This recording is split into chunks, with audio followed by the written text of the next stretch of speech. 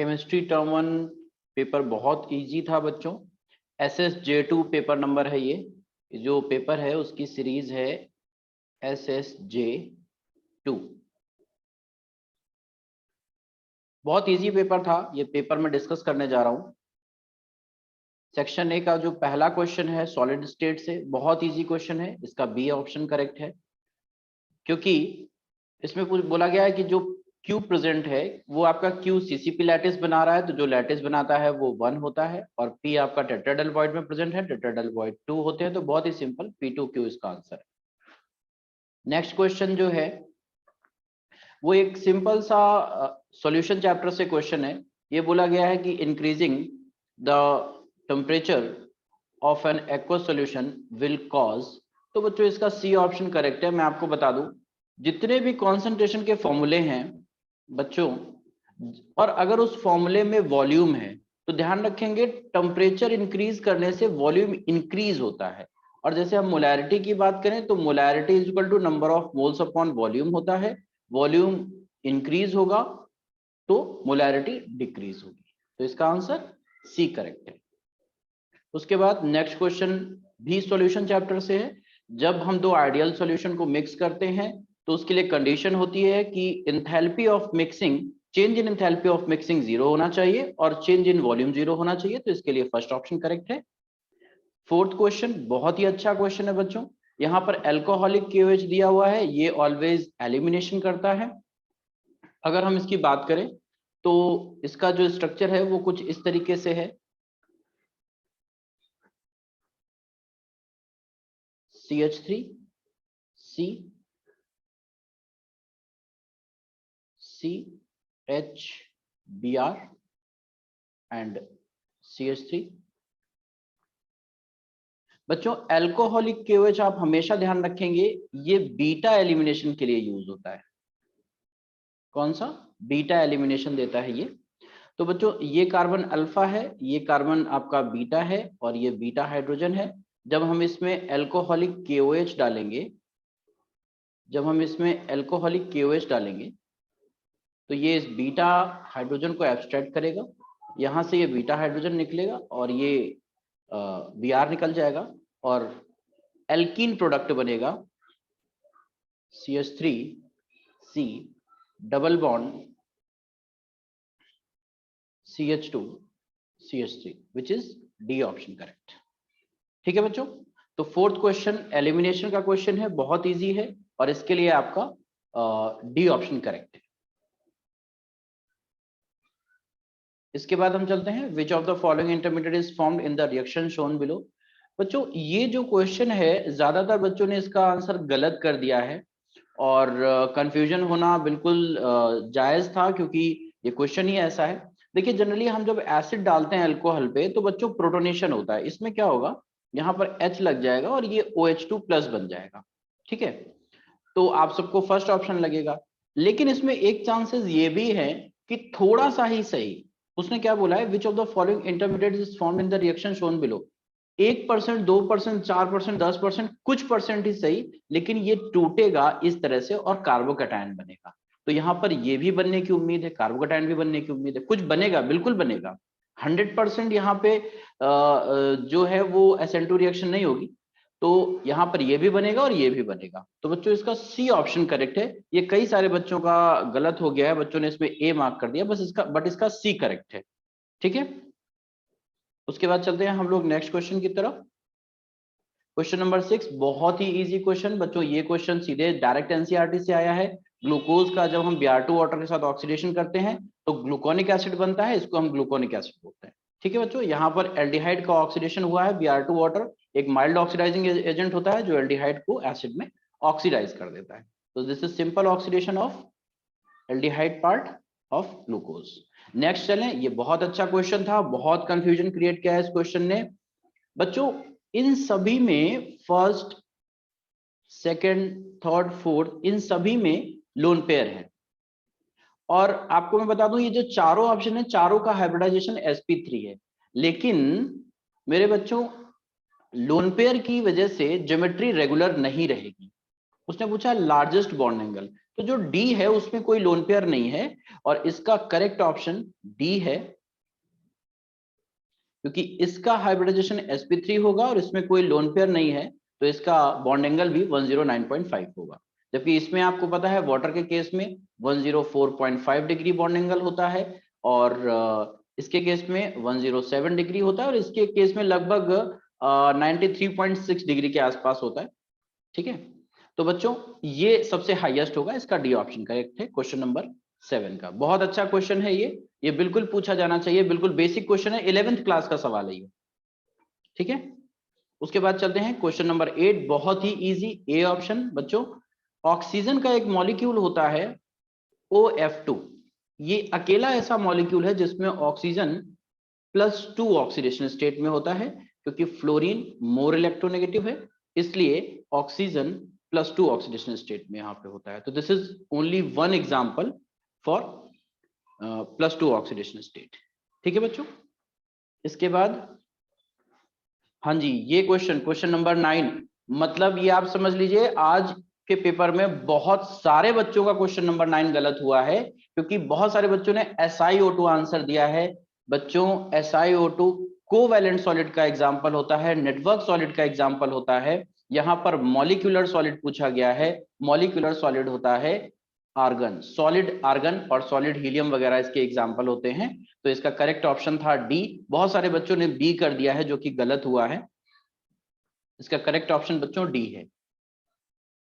Question number 10 बहुत easy है, ये अगर आपने रीड किया होगा तो ही आप कर सकते हैं, इसका आंसर सी है, ऑस्मोटिक प्रेशर। क्वेश्चन नंबर 11 बच्चों बहुत ही ज्यादा इजी था। कायरल पूछा है आपसे, कायरल कार्बन वो होता है जिसके चारों ग्रुप डिफरेंट होते हैं, तो आप देख सकते हैं बी ऑप्शन में चारों ग्रुप डिफरेंट हैं, इसलिए इसका करेक्ट ऑप्शन बी है। ये जो कार्बन है ये कायरल है क्योंकि इसके चारों ग्रुप्स जो जुड़े हुए हैं वो डिफरेंट है। क्वेश्चन नंबर 12 बहुत ही इजी, रीमर-टीमन रिएक्शन, एनसीईआरटी से डायरेक्ट क्वेश्चन ये पूछा गया है, सेल्साल्डिहाइड बनता है इसमें।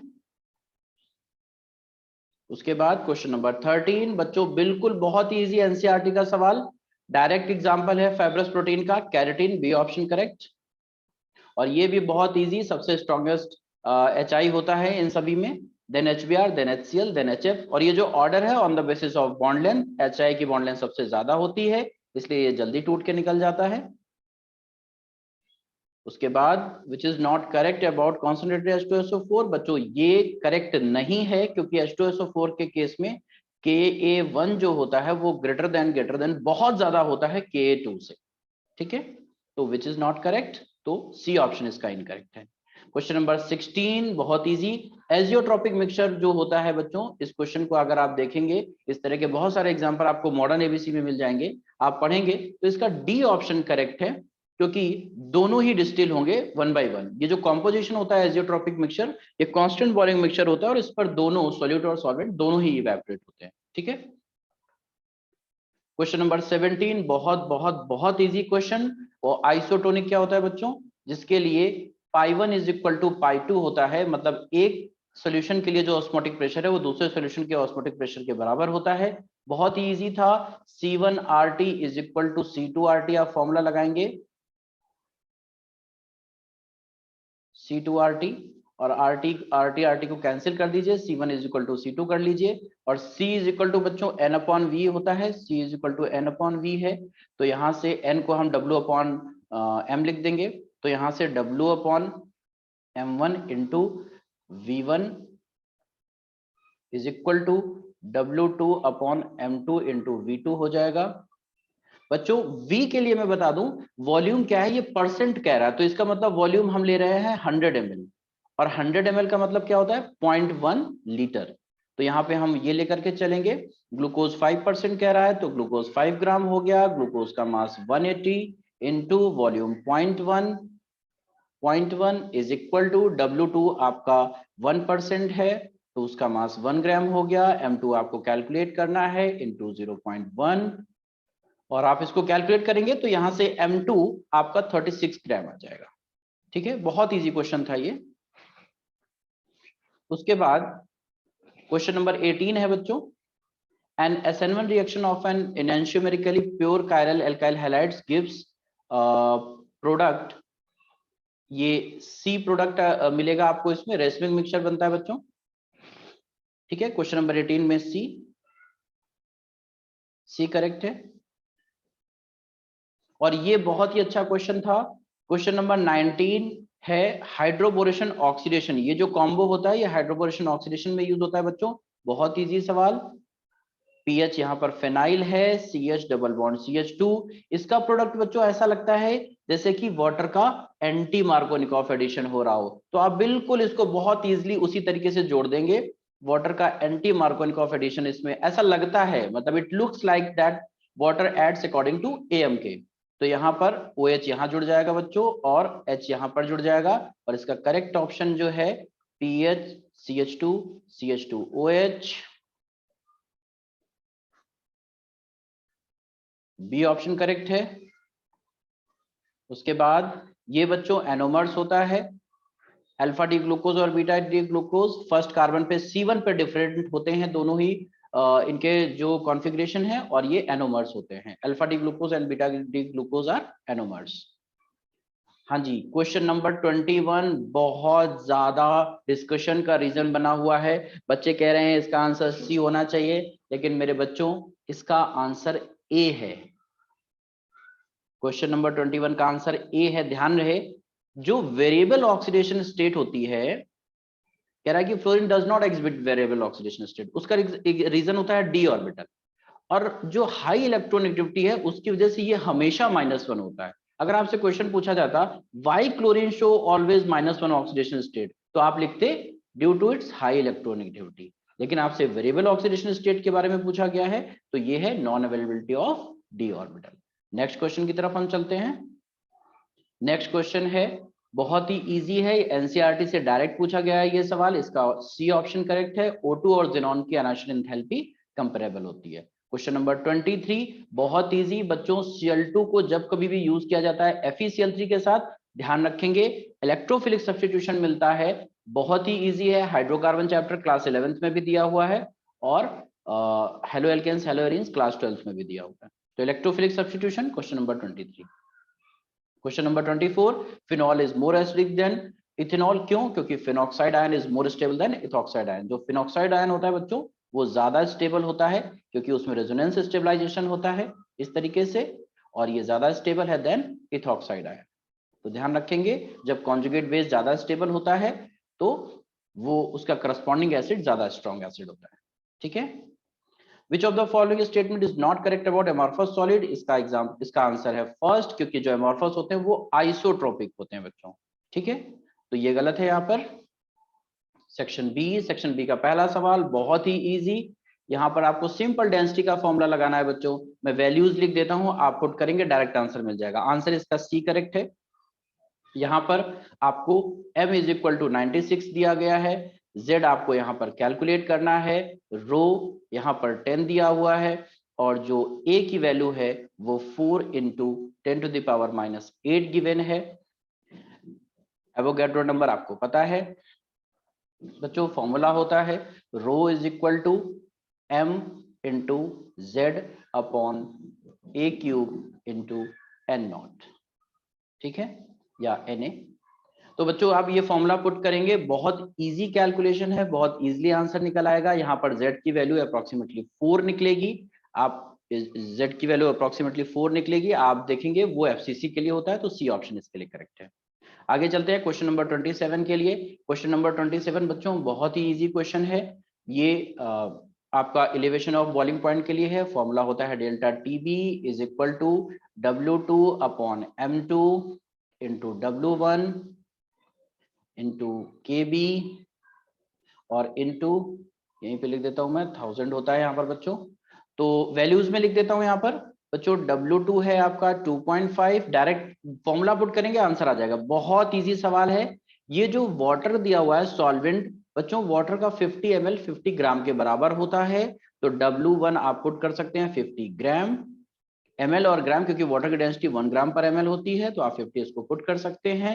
M2 आपको कैलकुलेट करना है, और डेल्टा TB जो है वो गिवन है 0.52 एंड आपका Kb भी गिवन है 0.52, ये 5252 कट जाएगा और बहुत इजीली इसका आंसर निकलेगा 50 ग्राम पर मोल। आप इसमें वैल्यू पुट करेंगे, बहुत इजीली आंसर निकल आएगा। बिल्कुल छोटी सी कैलकुलेशन है बच्चों। उसके बाद नेक्स्ट क्वेश्चन, ये प्रिपरेशन ऑफ N2 के लिए है, डी ऑप्शन करेक्ट है। इसको जब आप हीट करते हैं बच्चों तो आप ध्यान रहे इसमें N2 निकलता है प्लस इसमें 4H2O बनता है।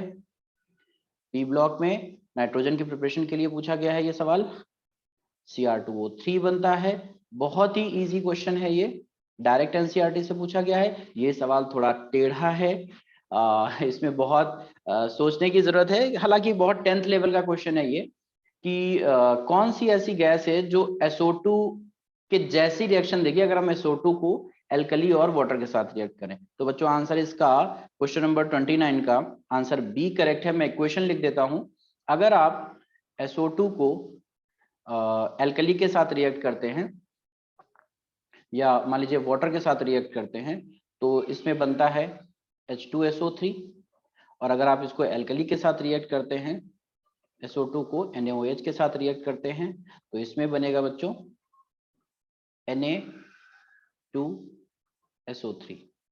ठीक है, ठीक है ना। तो यहाँ पर इसको मैंने बैलेंस नहीं किया है, आप बैलेंस करेंगे तो वाटर वगैरह निकलेगा, यहाँ से बैलेंस कर लीजिएगा। बहरहाल ये बनता है, इतना याद रखिए, ठीक है।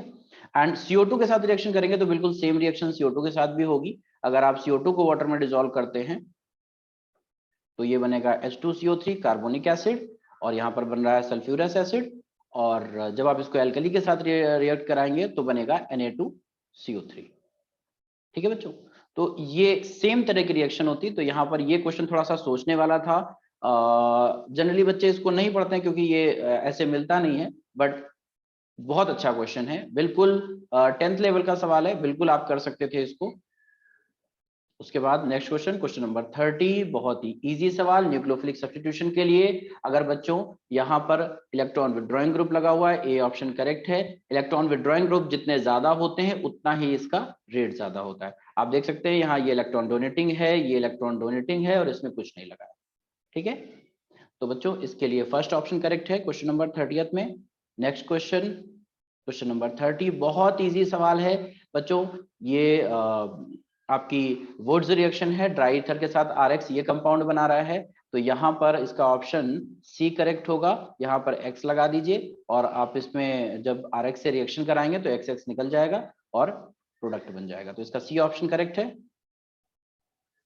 नेक्स्ट सवाल, ये क्वेश्चन बहुत अच्छा था, इस क्वेश्चन ने बहुत सारे बच्चों का दिमाग खराब किया, बच्चों को समझ नहीं आ रहा था कि क्या करें, क्योंकि ये एक ऐसा सवाल है जिसमें थोड़ा सा आपको डीप नॉलेज चाहिए।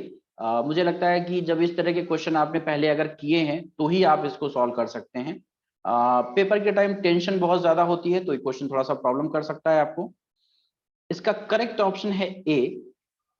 इस तरह के क्वेश्चन मैं अपने वीडियो में डिस्कस करूंगा आगे। इसमें इसका रीजन ये है कि जो OH है वो ऑर्थो पैरा डायरेक्टर है और पैरा मेजर होता है, तो एक तो ये बनेगा, OH डोमिनेट करेगा। बच्चों OH और CH3 दोनों ऑर्थो पैरा डायरेक्टर हैं, लेकिन जो OH है ना ये प्लस आई सॉरी ये प्लस R देता है, और इसका प्लस R बहुत ही ज्यादा डोमिनेटिंग होता है, जबकि CH3 केवल प्लस I देता है, और प्लस आई इतना डोमिनेटिंग नहीं है। तो इसका जो पैरा प्रोडक्ट है वो मेजर होगा। और ऑर्थो में आप सोच सकते हैं कि बी ऑप्शन भी करेक्ट होगा, लेकिन यहां पर इसलिए नहीं होगा क्योंकि यहां पर लगाने की वजह में क्या होगा कि दोनों ग्रुप्स का स्टेरिक हिंड्रेंस इसको मिलेगा, तो हिंड्रेंस की वजह से ये वाला जो आइसोमर होगा ये थोड़ा सा कम बनेगा, तो ये ज्यादा बनेगा, इसलिए इसका ए ऑप्शन करेक्ट है। ये बच्चों आप तभी कर सकते हो जब इस तरह की प्रॉब्लम्स आपने पहले सॉल्व की होंगी। ज्यादातर बच्चों ने बाय द वे इस क्वेश्चन को छोड़ दिया है, आज नहीं अटेम्प्ट किया है। क्वेश्चन नंबर 33, बहुत easy question, B option correct है इसका। बच्चों इसकी रिएक्शन आप कर सकते हैं, CH3CHO H, और जो ये आपका दिया हुआ है C6H5 minus MgBr plus, Grignard reagent है ये न्यूक्लियोफाइल की तरह यहाँ पर अटैक करेगा, ये ऊपर चला जाएगा और यहाँ पर बनेगा बच्चों CH3CO माइनस MgBr प्लस और यहाँ पर आ जाएगा C6H5H और उसके बाद आप इसका हाइड्रोलिसिस करेंगे वाटर के साथ में, इसको न्यूट्रलाइज करेंगे तो ये हो जाएगा CH3, C पर OH, यहाँ पर H और ये आपकी बेंजीन रिंग।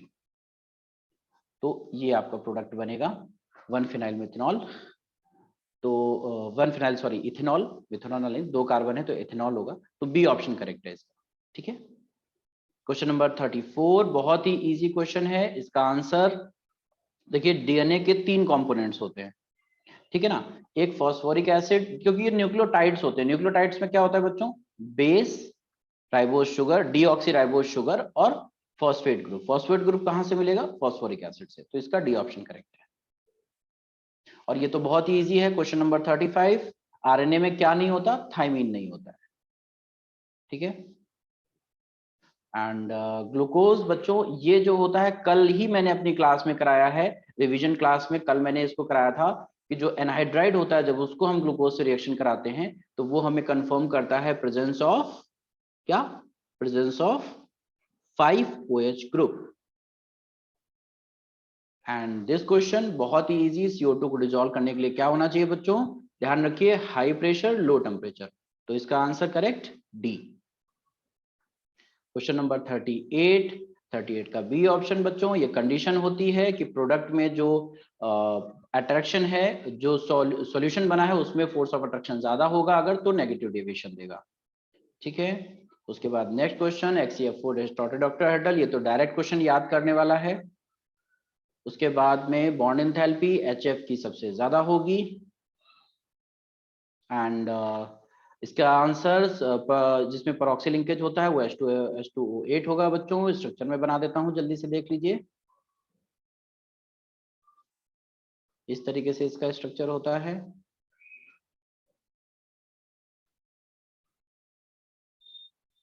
बहुत इजी सवाल। क्वेश्चन नंबर 42 में बच्चों इसका आंसर आयोडीन है, क्योंकि आयोडीन एक ऐसा है कि अगर आप इसको रिएक्शन कराए ना तो ये एसिडिक मीडियम में रिवर्स रिएक्शन दे देता है।